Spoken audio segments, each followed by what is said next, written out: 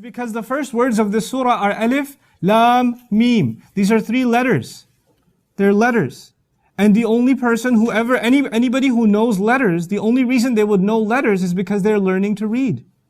There's no other reason you should know letters. You know, there are people that are uneducated. They never received any education in English. They speak English, but they never went to school. You tell them A, B, C, D, E, F, G, H, I. These words make no sense to them. These letters have no value to them. What does that even mean? What do you mean W? What is that? I have never heard this word before. Because the only time you worry about letters is when you worry about spelling. And the only time you worry about spelling is if you're going to read or you're going to write. Yes? And that's something the Prophet ﷺ has no access to. So when he recites Alif, Lam, Miim, it already sends shockwaves in that community. Wait, who taught him letters? I thought he's Ummi. If he's saying Alif, Lam, Miim, it must mean he has a teacher. Because he can't learn those on his own. If he doesn't know, he should just be saying Alam. Alam tara kayfa fa'ala rabbuka bi ashabil fil. You know? That's what he should be saying. But the fact that he's saying Alif, Lam, Miim necessarily means he has a teacher. So now even the people that are listening to him are saying, who's his teacher? And what are they teaching him? I mean, and why would they teach him these letters? So it created that question in the mind of the audience. And that's very, very important.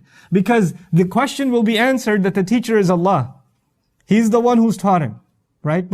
And the idea that he is actually receiving an education, because otherwise there's no way he would even know what letters signify anyway.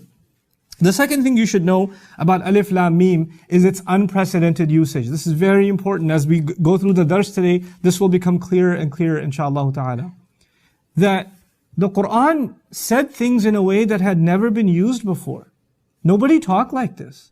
The Arabs were very proud of their language. They used to think of everybody else as ajam, basically incapable of proper speech, retarded even, which is a politically incorrect term nowadays. They thought everybody is less because they don't know al-Arabiya, and they're the ones that are, that mastered the language. And yet the Quran, from the kinds of verbs that it used, to the kinds of letters that it used, to the kinds of sentences that it used, it said things in a way that had never been heard before. Nobody ever talks like this, not even close. Even when a new poet comes and makes some amazing poetry, it is still based on 80% the previous poetry. Those of you that don't appreciate poetry, the younger audience here, maybe they're into hip-hop, maybe they're into R&B, maybe they're into some kind of music or another. You'll notice that beats or rhymes, they're not entirely creative. There's elements of it that is from previously existing music. They take the ingredients that are already there and then build on it something new. But it's not entirely new. It's like maybe 10% new, 20% new. Majority of it is actually something somebody had already done. You see? So when the Quran says something like Alif, Lam, Miim even, this is unheard of. Why would someone speak like this? It would not only create the question, it would actually create a curiosity. This teacher, whoever his teacher is, nobody's ever learned from this teacher around here. Nobody's ever gotten that kind of education before. So the mind is already being prepared to accept the revelation of the Quran just with Alif Lam Mim. Just with that. And so when Alif Lam Mim is said, the other thing for us, for believers, because this didn't just have benefit for those who did not believe. But even Alif Lam Mim has guidance for those who believe. We know by ijma' of the ulama, even though some have some opinions, that no one knows what Alif Lam Mim means. It's wrong to say it doesn't mean anything. That's wrong to say because everything Allah says has meaning. Everything Allah says has purpose. But on the other hand, everything Allah gave us, we know is for our benefit.